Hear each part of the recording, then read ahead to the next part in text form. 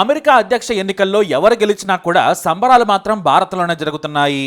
ఎందుకంటే మనం America visa కోసం అమెరికా యూనివర్సిటీల్లో సీటు కోసం పడిగాపులు పడుతూ ఉంటాం.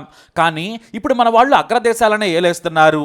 ఒకప్పుడు విన్స్టన్ చర్చిల్ బ్రిటన్ ప్రధానిగా ఉన్నప్పుడు భారతీయులను నీచంగా చూశాడు. అంతేకాదు తమ ఆఫీసులోకి కుక్కలను ఇండియన్స్ను రానివ్వద్దని భద్రతను చూసి అధికారులకు సూచించాడు ఆయన. వారు ఏకంగా చర్చిల్ కోరిక మేరకు dogs and Indians not allowed అని బోర్డు కూడా పెట్టేశారు. కానీ ఏం జరిగింది? రిషి సునాక్ పీఎం అయ్యాక మొదటి రోజు తన భార్యతో కలిసి వారి కుక్కను కూడా తీసుకుని పీఎం ఆఫీసులోకి అడుగు పెట్టేశారు.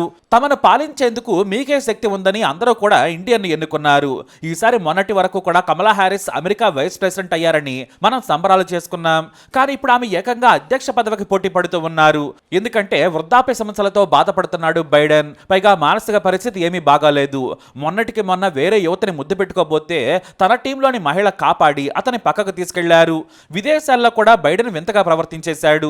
దీంతో బైడెన్ అధ్యక్ష బరిలో ఉంటే గెలుపు సాధ్యం కాదని తేల్చేశారు. అంతేకాదు హాలీవుడ్ యాక్టర్ జార్జ్ క్లూనీ కూడా బైడెన్ తొలగాలని గట్టిగా ఓపెన్ గానే చెప్పేశారు. బైడెన్ కు అత్యధికంగా నిధులు సమకూర్చింది జార్జ్ క్లూనీనే. బరాక్ ఒబామా కూడా ఒత్తిడి తీసుకురావడంతో 81 ఏళ్ల బైడెన్ అధ్యక్ష ఎన్నికల బరి నుంచి వైదొలిగారు. వాస్తవానికి ఆయన మొదటిసారి ట్రంప్తో ఓపెన్ డిబేట్లో పోటీ పడలేక తటపటాయించడంతో ఆయన ఇక బరిలో ఉండడం మంచిది కాదని డెమోక్రటిక్ పార్టీ సభ్యులు భావించారు. మెల్లిగా ఒత్తిడి తీసుకొచ్చారు. కానీ బైడెన్ మాత్రం చాలా వరకు ససేమేరా అన్నారు. ఇంతలో కరోనా రావడంతో ఇక ఆయన వైదొలకక తప్పలేదు. క్వారంటైన్ లో ఉండగానే బైడెన్ కీలక ప్రకటన చేశారు. అధ్యక్ష రేసు నుంచి వైదొలుగుతున్నట్లు ప్రకటించారు. ఉపాధ్యక్షురాలు కమలా హ్యారిస్ కు మద్దతు పలికారు. అయితే ఇటు కమలా హ్యారిస్ తల్లి శ్యామలా గోపాలన్ తమిళనాడుకు చెందినవారు. ఈమె తల్లి జమైకన్ను పెళ్లి చేసుకున్నారు. ఆమె జువాలజీలో పిహెచ్డి చేశారు. ఆ తర్వాత రీసెర్చ్ చేసే సమయంలో స్టాన్ఫోర్డ్ యూనివర్సిటీ ప్రొఫెసర్ గా ఉన్న డొనాల్డ్ జే హ్యారిస్ తో శ్యామలకు పరిచయం ఏర్పడింది. ఇద్దరూ పరిశోధనలు చేశారు. జమైకా నుంచి వచ్చి అమెరికాలో సెటిల్ అయిన డొనాల్డ్ శ్యామల ప్రేమలో పడ్డారు. వారిద్దరూ పెళ్లి చేసుకుని యుఎస్ లో సెటిల్ అయ్యారు. ఇక వీరిద్దరికి కమలా హ్యారిస్, మాయా హ్యారిస్ పుట్టారు. శ్యామలనే తనకు ఇష్టమైన కమలా పేరును భర్తతో కలిపి పెట్టారు. చిన్న కూతురికి తండ్రి ఇష్టంతో పేరు పెట్టారు. అలా కమలా హ్యారిస్ ఆఫ్రికన్ అమెరికన్ అయ్యారు. కానీ ఆమె భారత్తో సంబంధాలు మాత్రం తెంచుకోలేదు. ఆమె మీద తల్లి ప్రభావం ఎంతో ఉంది. చాలాసార్లు తమిళనాడు నుంచి తన అమ్మమ్మ కూడా వెళ్లారు. యుఎస్ లో అమ్మమ్మ చేతుల మీదుగా పెరిగారు కమలా హ్యారిస్. అందుకే భారతీయ విలువలు ఆమెకు బాగా తెలుసు. చిన్నప్పటి నుంచి చదువులో కమలా హ్యారిస్ చాలా చురుకు. తల్లి ప్రభావం కూడా ఎక్కువే. దీంతో చదువుకునే వరకు ఆమె వదిలిపెట్టేవారు కాదు. ఎంతో కష్టపడి చదివారు ఆమె. హోవర్డ్ యూనివర్సిటీ నుంచి లా డిగ్రీ పొందిన తర్వాత లా ప్రాక్టీస్ చేశారు. లాయర్ గా కూడా ప్రాక్టీస్ పూర్తయింది. పలు ప్రఖ్యాత సంస్థల్లో పనిచేశారు. కాలిఫోర్నియా అసెంబ్లీ స్పీకర్ నుంచి ఏకంగా శాన్ ఫ్రాన్సిస్కో డిస్ట్రిక్ట్ అసిస్టెంట్ అటార్నీగా పనిచేశారు. ఎన్నో చట్టాలు, హక్కుల మీద ఆమె పోరాడారు. అయితే 2016లో కమలా హ్యారిస్ సెనేటర్ గా పోటీ పడి మరీ గెలిచారు. బరాక్ ఒబామా కాలం నుంచి చాలా యాక్టివ్ గా ఉన్నారు కమలా హ్యారిస్. అయితే బరాక్ ఒబామా పదవీ కాలం ముగిసిన తర్వాత ట్రంప్ అధ్యక్ష ఎన్నికల్లో గెలిచారు. ఆ తర్వాత బైడెన్ అధ్యక్ష పోటీకి బరిలో ఉన్నప్పుడే కమలా హ్యారిస్ ను వైస్ ప్రెసిడెంట్ గా ఎన్నుకున్నారు. అమెరికా మాజీ అధ్యక్షుడు కూడా బెస్ట్ ఛాన్స్ అన్నారు. మళ్ళీ రెండవసారి బైడెన్ పోటీ పడుతూ ఉండగా ఆయనకు వయసు రీత్యా ఆరోగ్య సమస్యలు వెంటాడుతూ ఉండడంతో అందరూ ఒత్తిడి చేయడంతో బరి నుంచి తప్పుకున్నారు. తాను కమలా హ్యారిస్ ను బలపరుస్తున్నానని చెప్పారు బైడెన్. ఇటు డెమోక్రటిక్ పార్టీ సభ్యులు కూడా కమలా హ్యారిస్ కంటే అనుభవజ్ఞులు లేరని ప్రకటించేశారు. ఇప్పుడు అమెరికా అధ్యక్ష ఎన్నికల్లో కమలా హ్యారిస్ గెలిస్తే మాత్రం రికార్డే. భారత మూలాలున్న మహిళ అధ్యక్షురాలు కావడం అంటే సామాన్య విషయం కాదు. కానీ ఈసారి మరో భారతీయురాలిపై కూడా మన దేశంలో తెగ చర్చ జరుగుతోంది. ఆ మహిళే ఉషా చిలుకూరి. ఆమె మరెవరో కాదు, రిపబ్లికన్ పార్టీ తరపున మరోసారి అధ్యక్ష పదవికి పోటీ పడుతున్న డొనాల్డ్ ట్రంప్ ఎంచుకున్న ఉపాధ్యక్షుడు జేడీ వ్యాన్స్ భార్య. ఈమె మన తెలుగువారే. అంటే ఇప్పుడు అమెరికాలో తమిళనాడు వర్సెస్ ఆంధ్రప్రదేశ్ ఫైట్ గా మారిందని చెప్పొచ్చు. ఎలాగంటే కమలా హ్యారిస్ ను ఓడించాలని ఉషా చిలుకూరి, ఆమె భర్త జేడీ వ్యాన్స్ తెగ ప్రచారం చేసుకున్నారు. ఇక ఇద్దరు భారతీయ మూలాలున్న వారే. ఒకరిని ఓడించాలని ఇప్పుడు ప్రచారం చేసుకుంటున్నారు. ఇటు కమలా హ్యారిస్ ట్రంప్ పై దుమ్మెత్తి పోస్తున్నారు. ఆయన గెలిస్తే అమెరికా ప్రజాస్వామ్యం కుప్పకూలిపోతుంది. ఆయన సొంత చట్టం అమలు చేస్తారు. జేడీ వ్యాన్స్ కూడా ఉపాధ్యక్ష పదవికి పనికిరారు.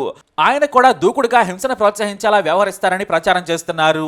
ఇటు జేడీ వ్యాన్స్, ఉషా మాత్రం దేశం మొత్తం తిరిగి ట్రంప్ ని గెలిపించేందుకు ప్రయత్నిస్తున్నారు. అంతేకాదు భారతీయుల మద్దతును కూడా ఉషా కూడగడుతున్నారు.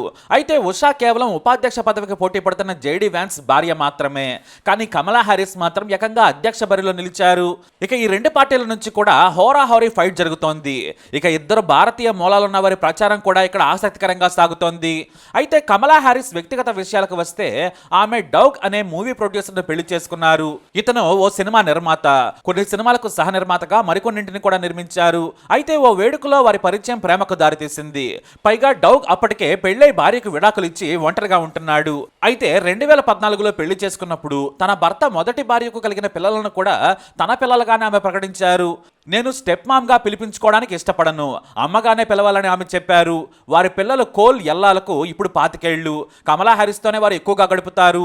ఇంకా చెప్పాలంటే తమ కన్నతల్లి కంటే కమలా హ్యారిస్ నే ఎక్కువగా ఇష్టపడతారని చెప్పొచ్చు. అందువల్లే ఇక తాను కూడా పిల్లలను కనాలని అనుకోలేదు, సంతానానికి దూరంగా ఉన్నారు. వారిని సొంత పిల్లలుగా చూసుకుంటున్నారు. ఇక రాజకీయాలపై ఆమె దృష్టి ఎక్కువగా పెట్టారని చెప్పొచ్చు. కానీ ఆమెకు అనుకోని అదృష్టం ఇప్పుడు వచ్చింది. ఎందుకంటే ఇప్పుడు బైడెన్ తప్పుకోవడంతో ఆమెకు మొదటి మహిళా అధ్యక్షురాలయ్యే అవకాశం దక్కింది. అంటే ఓ రికార్డ్ క్రియేట్ చేయొచ్చు అనమాట. కానీ ఆమె ట్రంప్ను ఓడించగలరా అనేది ఇప్పుడు అమెరికాలో జరుగుతోన్న పెద్ద చర్చ. మామూలుగా అయితే ట్రంప్ పై అమెరికన్లు, మరీ ముఖ్యంగా వలస వచ్చిన వారు ఆఫ్రికన్ అమెరికన్స్ చాలా ఆగ్రహంగా ఉన్నారు. అంతేకాదు కొన్ని దేశాలపై ఆయన తీరు కూడా నచ్చడం లేదు. చైనాను ఆయన ఎదుర్కొనేందుకు అస్సలు ఇష్టపడరు, రాజీ మార్గాన్ని అనుసరిస్తారు. ఈ మధ్య తైవాన్ను తాము కాపాడాలంటే తమకు భారీగా కప్పం కట్టాలని డిమాండ్ చేశాడు. నిస్సిగ్గుగా వ్యవహరించిన ట్రంప్ తీరును ఆ దేశ మీడియా ఏకిపారేసింది. చైనాకు లొంగిపోవాలనుకుంటున్నారని దుయ్యబట్టింది. తైవాన్ అమెరికా నుంచి లక్షల కోట్ల విలువైన ఆయుధాలు కొంటోంది. అయినా కూడా చీప్ గా మాట్లాడేశారు ఆయన. ఇదొకటే కాదు, చాలా విషయాల్లో ఆయన నిర్ణయాలు అమెరికన్స్ కి నచ్చవు. అందుకే ట్రంప్ను 2020 ఎన్నికల్లో అమెరికన్లు చిత్తుగా ఓడించేశారు. మళ్ళీ ఆయన ఇప్పుడు పోటీకి దిగారు. అయినా కూడా ఎన్నో కోర్టు కేసులు, అవినీతి, మహిళలతో అక్రమ బంధాలు వెంటాడుతూనే ఉన్నాయి. కింది స్థాయి కోర్టులు ఆయన పోటీగా అనర్హుడిగా ప్రకటించాయి. కానీ సుప్రీం కోర్టుకు వెళ్లి అనుమతి తెచ్చుకున్నారు ట్రంప్. అమెరికా ఎన్నికల్లో ఎవరు గెలుస్తారో ఇప్పుడు చెప్పలేని పరిస్థితుల్లో ఉండగానే ఇక్కడ అనూహ్య పరిణామాలు చోటు చేసుకుంటున్నాయి. అందులో ముఖ్యంగా ఒకటి ట్రంప్ పై హత్యాయత్నం, రెండవది వయసు భయపడడంతో బైడెన్ తప్పుకోవడం. ఇప్పుడు ట్రంప్ పై హత్యాయత్నం జరగడంతో భారీగా ఆయనకు మద్దతు పెరిగింది. ట్రంప్కు బైడెన్ గట్టి పోటీ ఇస్తారనే ప్రచారం జరిగింది. కానీ ఇప్పుడు పరిస్థితులు మారిపోయాయి. ఇప్పుడు కమలా హ్యారిస్ కి కనీసం ప్రచారం కూడా చేసుకునే సమయం లేకపోవడంతో ఆమెకి ఇది నెగిటివ్ గా మారింది. ఆమెను ట్రంప్ సులభంగా ఓడిస్తారనే ప్రచారం జరుగుతోంది. ఎందుకంటే మొదటి నుంచి తానొక విధానంతో ప్రచారం చేసుకుంటూ వెళుతున్నారు. ఈ మధ్య హత్యాయత్నం నుంచి బయటపడడంతో భారీగా ట్రంప్ పై సానుభూతి కూడా పెరిగింది. వీటన్నింటినీ దాటుకొని కమలా హ్యారిస్ ట్రంప్ను ఓడిస్తారా అనేది చూడాలి. కానీ ప్రస్తుత పరిస్థితుల్లో మాత్రం చాలా కష్టమనే భావన ఉంది. కాకపోతే ఆఫ్రికన్ అమెరికన్స్ సహా వలస వచ్చిన వారంతా కమలా హ్యారిస్ కు మద్దతుగా నిలుస్తున్నారు. మరోవైపు ట్రంప్ ఉపాధ్యక్ష అభ్యర్థి జేడీ వ్యాన్స్, అతని భార్య ఉషా చిలుకూరి కూడా గట్టిగానే ప్రచారం చేస్తున్నారు. ట్రంప్ని గెలిపించాలని ప్రచారం తీవ్రం చేశారు. ఉషా చిలుకూరి కూడా తన తోటి భారతీయ మూలాలున్న కమలా హ్యారిస్ ను ఓడించేందుకు భారీగా నిధులను కూడా సేకరిస్తున్నారు.